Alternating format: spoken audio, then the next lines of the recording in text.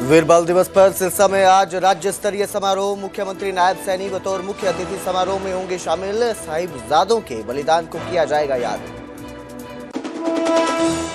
पंजाब के ऐतिहासिक तीर्थ स्थल गुरुद्वारा फतेहगढ़ साहिब में सीएम ने टेका माथा। साहिबजादों के अतुलनीय शहादत को किया नमन। लौटते समय अंबाला में लगे गुरु के लंगर में की सेवा। अरावली के मुद्दे पर हरियाणा में सियासी तनाव बरकरार। कांग्रेस ने सरकार से पूछे सवाल। दीपेंद्र हुड्डा बोले सरकार ने गलत पैरवी कर अरावली को 100 मीटर कम किया। बीजेपी का जवाब, कांग्रेस जनता से झूठ बोलती है। पानीपत में पत्नी और ससुराल वालों के टॉर्चर से तंग आकर डॉक्टर ने की आत्महत्या। जहरीला इंजेक्शन लगाकर खुद की ली जान। भाई को भेजे सुसाइड नोट में लिखा, मुझे इंसाफ जरूर दिलाना। हरियाणा में धुंध और ठंड का डबल अटैक जारी। धुंध से कई जिलों में विजिबिलिटी जीरो। वाहन चालकों को हो रही परेशानी। हादसों की संख्या बढ़ी। नमस्कार, स्वागत है न्यूज 18 पंजाब हरियाणा में। मैं आपके साथ कुलदीप भारद्वाज।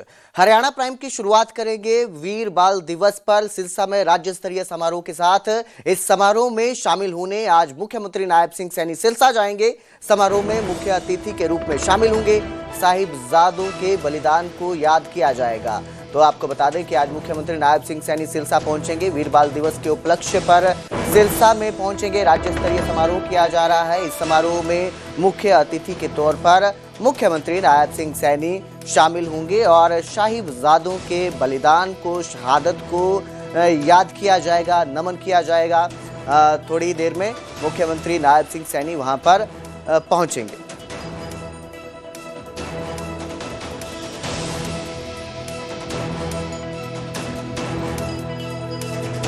तो सिरसा में ये राज्य स्तरीय कार्यक्रम रखा है। वीर बाल दिवस के उपलक्ष्य पर यह कार्यक्रम है, जिसके तहत मुख्यमंत्री नायब सिंह सैनी वहां पहुंचेंगे और वहां पहुंचकर साहिबजादों की शहादत को नमन किया जाएगा, उनकी शहादत को याद किया जाएगा। तो वीर बाल दिवस जो है वो मनाया जा रहा है। प्रदेश भर में वीर बाल दिवस पर कई कार्यक्रम आयोजित किए गए हैं और इन्हीं कार्यक्रमों में से आज सिरसा पहुंचेंगे मुख्यमंत्री नायब सिंह सैनी। वीर बाल दिवस के कार्यक्रम में शामिल होने के लिए मुख्य अतिथि के रूप में वहां पर शामिल होंगे और साहिबजादों की शहादत को याद किया जाएगा।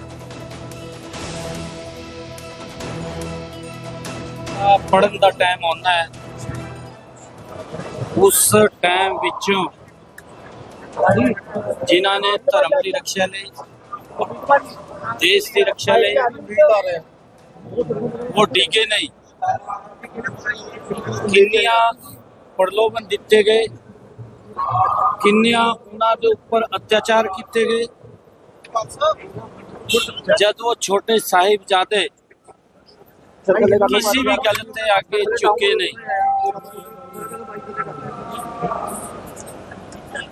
हार ने अपनी हार मान ली, जीत ने अपनी हार मान ली, परंतु गुरुदेव जो हमारे साहिबजादे हैं उन्होंने उसके आगे हार नहीं मानी और ये इतिहास आज उन्होंने दी देन है।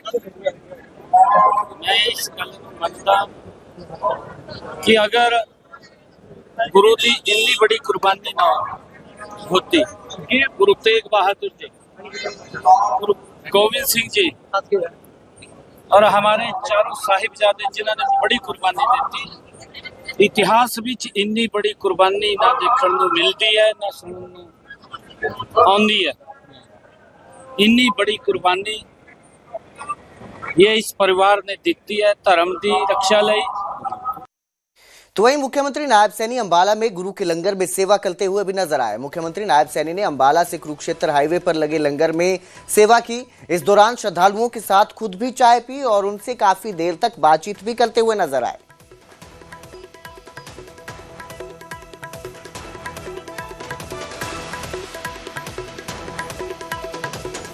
तो जो मुख्यमंत्री नायब सिंह सैनी हैं वो बीते कल फतेहगढ़ साहिब भी गए थे, नतमस्तक हुए थे और वहां से लौटते समय जब अंबाला पहुंचे तो वहां पर उन्होंने गुरु के लंगर में सेवा की।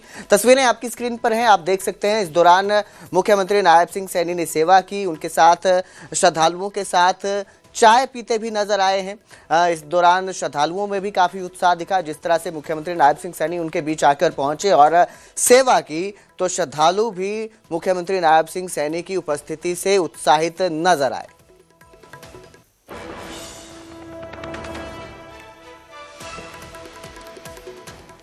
अरावली के मुद्दे पर हरियाणा में खूब हंगामा मचा हुआ है। केंद्र सरकार की ओर से नई माइनिंग पर रोक लगा दी गई है। बावजूद इसके विपक्ष सरकार पर लगातार निशाना साध रहा है। कांग्रेस सांसद दीपेंद्र हुड्डा ने भी अरावली के मुद्दे को लेकर बीजेपी सरकार को निशाने पर लिया है। उन्होंने कहा कि सरकार ने जो फैसले लिए हैं वो सुप्रीम कोर्ट के फैसले का अनुपालन है। विधायक अगर सस्पेंड, अरावली का जो मुद्दा है उस पे कल केंद्र सरकार ने एक आदेश निकाले हैं जो, और उनको ये दिखाने की कोशिश की गई है कि जैसे केंद्र सरकार अभी एक आदेश निकाल रही है कि अभी नए माइनिंग के कोई पट्टे नहीं दिए जाएंगे। ये आदेश तो सुप्रीम कोर्ट के आदेशों की अनुपालन है। सुप्रीम कोर्ट के आदेशों में कहा गया है कि 100 मीटर से कम की सारी पहाड़ी में माइनिंग हो और अरावली नहीं मानी जाएगी, और साथ में कहा गया है कि जब तक नया माइनिंग प्लान ना हो तब तक कोई नए पट्टे ना दिए जाएं। तो ये तो मात्र उसी के आदेशों का अनुपालन मात्र है। मैं समझता हूं कि केंद्र सरकार ने गलत पैरवी करके हमारे देश के पर्यावरण को नजरअंदाज करके ये अरावली की 100 मीटर का फैसला सुप्रीम कोर्ट से कराने का कार्य किया है।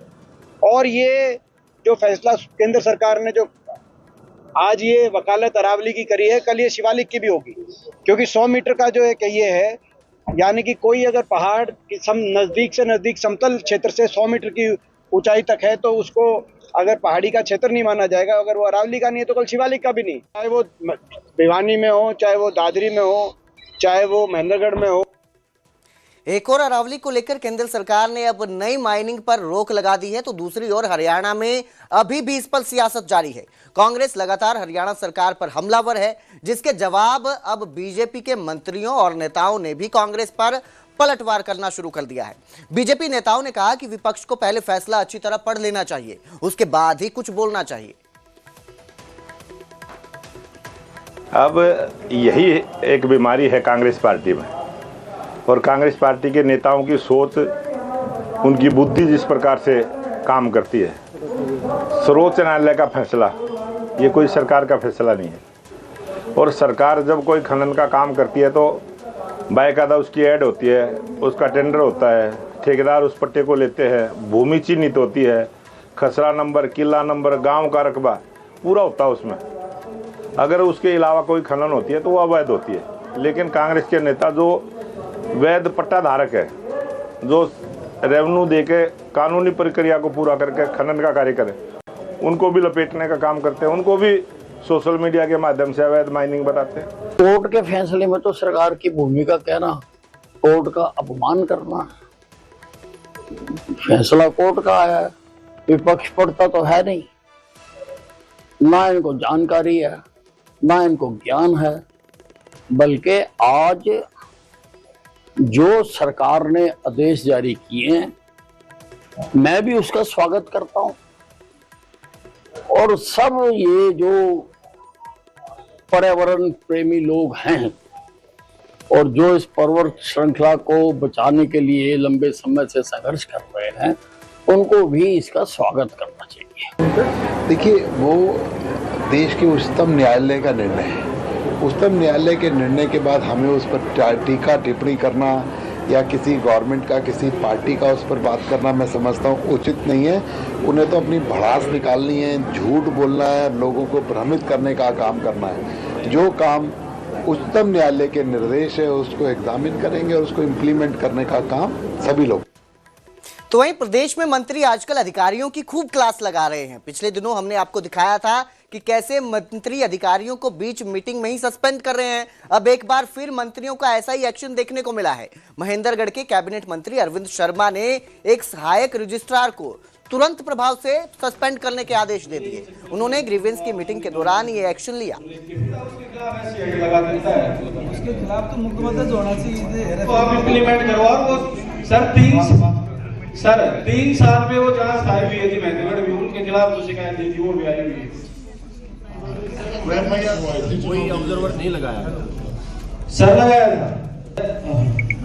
मैं 5-4 क्वेश्चन यही कर देता हूँ, जांच की जरूरत नहीं पड़ेगी। ग्रीवेंस कमेटी की जो मीटिंग्स है ये रूटीन है।